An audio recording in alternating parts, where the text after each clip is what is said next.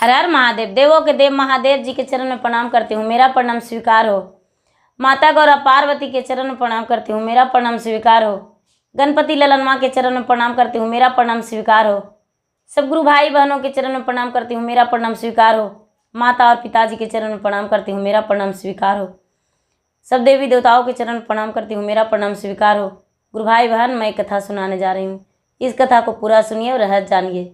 आदि नहीं, आदि सुनने में शिव गुरु का अपमान होती है और पूरा सुनने में ज्ञान होती है, इसलिए कथा को पूरा सुनिए और रहस्य जानिए।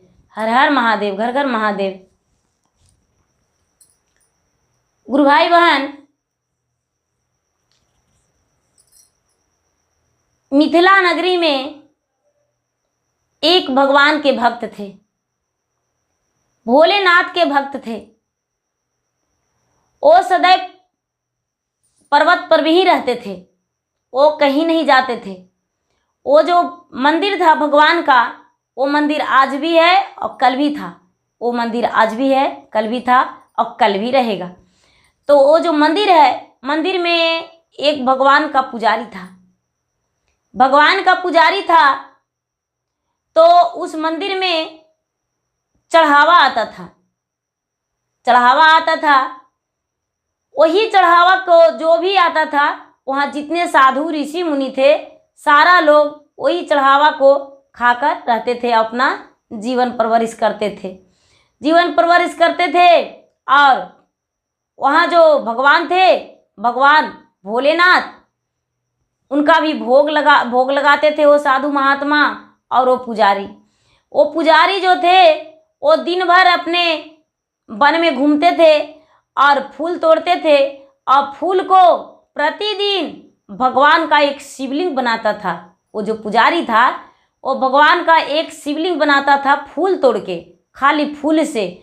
आप फूल के शिवलिंग बना के, आसन लगा के, सिंहासन सिर्फ खाली फूल से ही बनाता था, और बनाकर और भगवान को प्रसन्न करता था। भगवान उसके भक्ति से बड़े खुश थे, भगवान उसके भक्ति भाव में रंग गए थे। और भगवान, उसे लगता था कि जो भगवान है, भगवान तो मेरा दोस्त के बराबर है। लेकिन भगवान से वो कभी कुछ मांगा नहीं था। वो रमता जोगी बहता पानी की तरह था, वो वन में ही रहता था और वन में ही वो भगवान का पूजा करता था। उसको ना तो माता से ज़रूरत था, ना पिता से, ना अपने संतान, ना पत्नी, उसका कोई परिवार से लेना देना नहीं था। सिर्फ भगवान के भक्ति में रंगा था, वो प्रतिदिन वही करता था। एक दिन का बात है कि भगवान भोलेनाथ ने उसकी परीक्षा, भारी परीक्षा लिए कि प्रतिदिन तो चढ़ावा आता है तो उससे ये भोग लगा देता है, लेकिन आज का दिन अपने हम जटा को खोल देते हैं, अपने जटा को खोल देते हैं, दिन रात वर्षा बरसेगा। कोई भक्त तो बेरा पानी में डूबकर नहीं आएगा मंदिर में, इस पहाड़ी पे। रात दिन वर्षा बरसने लगा। गुरु भाई बहन, भगवान का परीक्षा बहुत भारी होती है। पूरे रात और दिन वर्षा बरसने लगा। 4 से 5 दिन लगातार बारिश हुआ। वहाँ इतना बारिश हुआ कि उस नगर के लोग थई थई हो गए बारिश से। भला भगवान को पूजा कौन करने जाता? गांव के जो लोग थे, कोई पूजा पाठ करने मंदिर नहीं गए। जो मंदिर में बची कुची था, सारा चीज़ खत्म हो गया। ये जो पुजारी था, वो क्या किया कि भगवान को सिर्फ जल के भोग लगा दिया, और जल के भोग लगाकर और अपने भी जल पीकर सो गया। लेकिन उसे नींद नहीं आ रहा था। क्या, हम तो जल पीकर सो गए, लेकिन मेरा भगवान महादेव, भला मैं प्रतिदिन फूलों का शिवलिंग बनाता था, फूलों का आसन लगाता था, फूलों का सिंहासन बनाता था, और आज तो हम कुछ किए ही नहीं। मेरे भगवान, मैं तो इतना हो गया कि फूल मुझे मिला ही नहीं। अब फूल लाने जाएं तो कैसे, रात और दिन बारिश हो रहा है, मैं पानी में भी भीग के जा रहे हैं तो मेरा पैर फिसल रहा है। अब कैसे फूल लाऊं? भगवान मेरा कैसे आज रहेंगे? भगवान तो भूखा भी हैं और उनके लिए आसन भी नहीं लगाए हैं। मैं करूं तो क्या करूं? वो यही चिंता से पूरा रात बेचैन रहा। जब पूरा रात बेचैन रहा, भगवान को यही चिंता लगा कि कितना ये मेरे लिए अंदर से हौसला है कि मेरा भगवान भूखा है, अपने 2 दिन से भूखा है, इसके लिए इसका कोई फिक्र नहीं है। इतने साधु संत भूखे हैं, उसके लिए इसका कोई फिक्र नहीं है, लेकिन मेरा भोग नहीं लगाया है, इसके लिए इसका फिक्र है। लेकिन थोड़ा और परीक्षा लेते हैं। गुरु भाई बहना, वो जो दासी था भगवान के, वो अपने भूखा था, लेकिन उसका अपना ख्याल नहीं था। उसका यही मन में लगा हुआ था कि अरे मेरा भगवान भूखा है, ये तो संसार के इतने बड़े बोझ लेकर चलते हैं, भला भूखा रहेंगे तो पूरा संसार का परवरिश कैसे कर सकते हैं, मैं क्या करूं, कैसे भगवान का भोग लगाऊं। वो पूरा चिंता में रहा। सवेरा हुआ, उसका ख्याल आया कि क्यों ना जिसके घर से हम राशन पानी लाते हैं उसी के यहाँ से जाएं और जाकर हम ले आवें भगवान के उधारी लाकर और भोग लगा दें भगवान के लिए। उधारी ले आते हैं। वो कोई साधु बाबा को नहीं बताए, वो जो भक्त थे वो चले गए और जाकर बाजार में जिसके यहाँ से आता था सारा मंदिर का सामान, उनको जाकर बोले, भैया थोड़ा सा मुझे उधारी दे दो, क्योंकि मुझे भगवान का भोग लगाना है। यदि भगवान का भोग नहीं लगाएंगे तो मेरे भगवान भूखे आज भी रह जाएंगे। एक तो 4 दिन से पानी पड़ रहा था, तो भगवान के लिए फूल भी हम नहीं ला पाए, मुझे उधारी दे दो। वो ठठा के हंस के बोला, मजाक उड़ाते हुए, अरे तूने इतना मुझे बेवकूफ सोच रखा है जो हम तुम्हें उधारी देंगे, जल्दी से मेरे दुकान से हट जाओ। क्या तूने सोचा जाएंगे हाथ फैलाएंगे उन्होंने दे देगा? भगवान कोई भोजन नहीं करते हैं, भगवान भोजन नहीं करते हैं। तूने अपने लिए मांग रहा है, अपने भगवान के लिए नहीं। तू ही एक बार बोलो कि हम तुम्हारे दरवाजे पे भीख मांगने आए हैं, मुझे भोजन करा दो, तो खुशी खुशी भोजन करा देंगे, लेकिन भगवान के नाम पे मत मांगो। ये जो पुजारी था वो बोला, भैया मैं तो भगवान के लिए ही आया हूँ, मुझे यदि भोजन करना रहता तो मैं अपने दिए बताते, लेकिन नहीं, मुझे भगवान का भोग लगाना है। ये जो बनिया था दुकानदार, वो डांट के और चला दिया।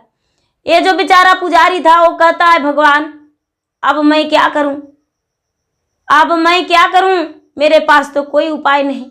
सवेरा हुआ यहाँ आए, अब मैं क्या करूं। अब वन में जाते हैं, देखते हैं फल, यदि फल मिल जाता है तो वहीं से आपका भोग लगा देंगे। वो बेचारा दिन भर पूरा जंगल में फल के लिए भटकता रहा, लेकिन एक भी फल नहीं मिला, एक भी फल नहीं मिला। 4 दिन लगातार बारिश होने के कारण कि सारा फल गल के गिर चुका था, फल वन में था ही नहीं। ये सब भगवान का महिमा था, फल नहीं मिला। अब फिर से शाम के समय में आरती बेचारा कर दिया, आरती करके भगवान को भजन कर दिया, भजन कर दिया। भजन करते करते करते करते वो सोचता है कि यदि भगवान के भजन करते रहेंगे तो भगवान के भजन करने में थोड़ा सा भगवान का आराम मिलेगा। और भगवान के 1 घंटा भजन करता था, लेकिन 2 घंटा 3 घंटा भजन किया। भगवान के भजन करते करते भगवान का बड़ा खुशी मिला, आनंद मिला कि अरे ये खुद भूखा होकर और मुझे भजन बहलाने के लिए सुना रहा है, इसके लिए तो कुछ ना कुछ मुझे करना पड़ेगा। और क्या किए भगवान कि बालक का रूप धर लिए। आधी रात बीत गया, बालक का रूप धर लिए और बालक का रूप धर के और उसी बनिए के पास सोने के असरफी लेकर और गए और कहने लगे, ढकढकाए उनका दरवाजा और कहने लगे, खोलो केवाड़ी, खोलो केवाड़ी। वो बनिया बोला, अरे आधी रात में कौन है, कोई मुझे परेशान करने आया है?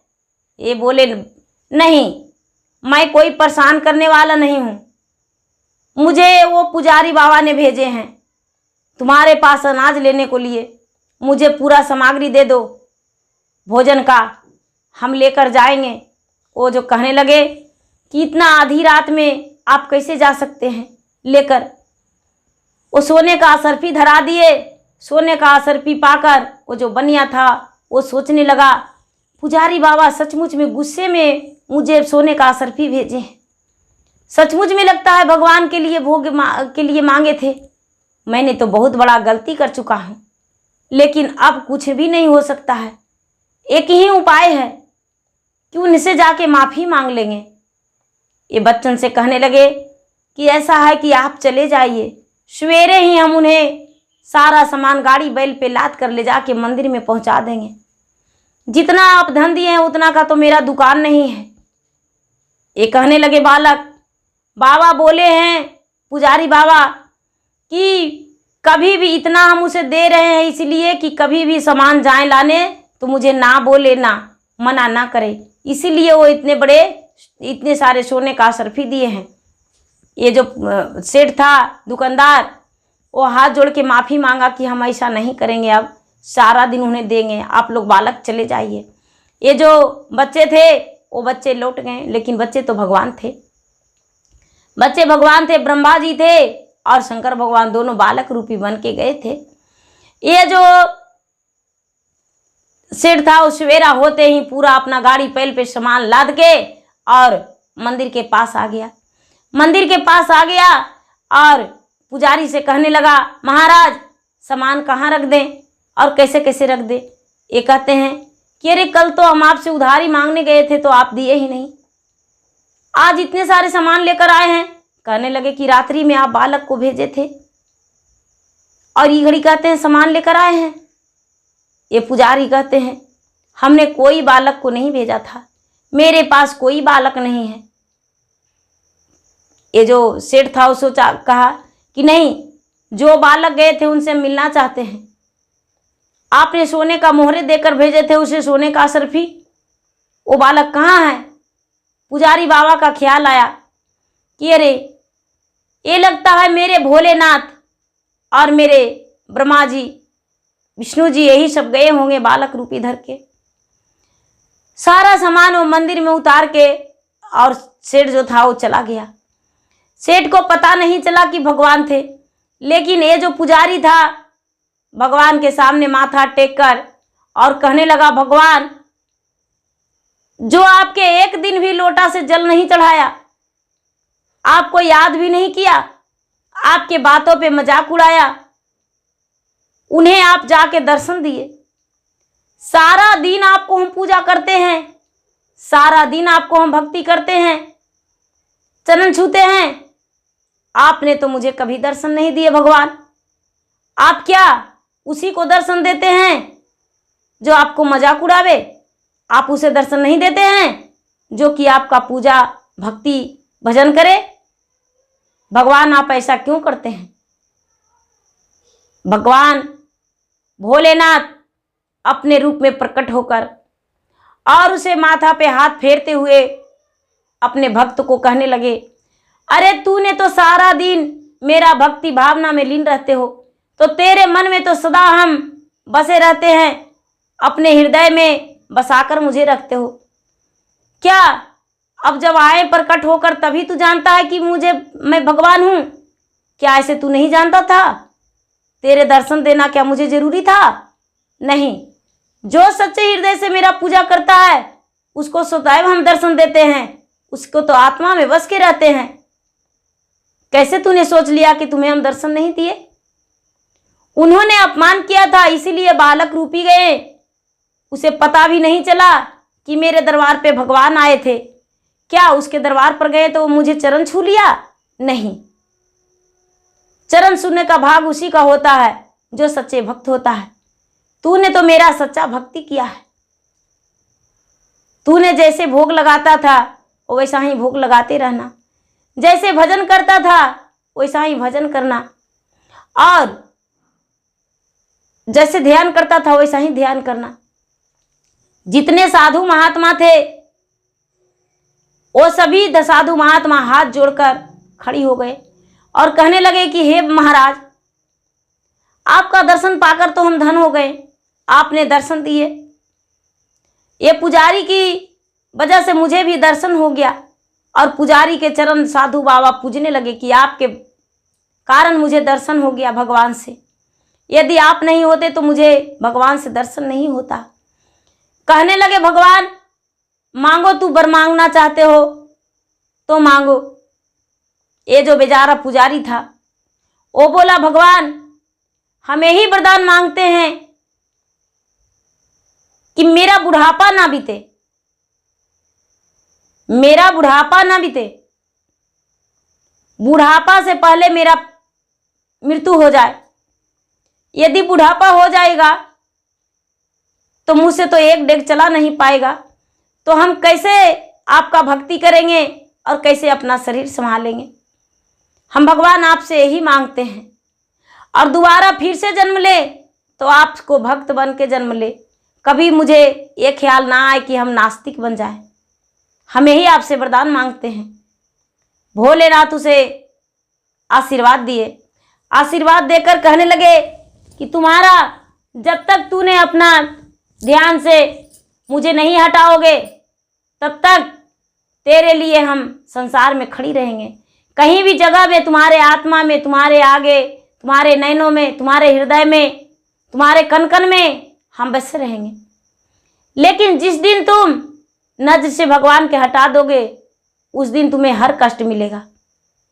ऐसा बात सुनकर वो पुजारी धन हो गया और हंस के बोला भगवान महाराज ऐसा ध्यान तो आप ही मेरा भटका सकते हैं, और कौन भटका सकता है। लेकिन कोशिश करेंगे कि आपको याद कभी हम ना भूलें। ऐसा कहके और भगवान को प्रणाम किया।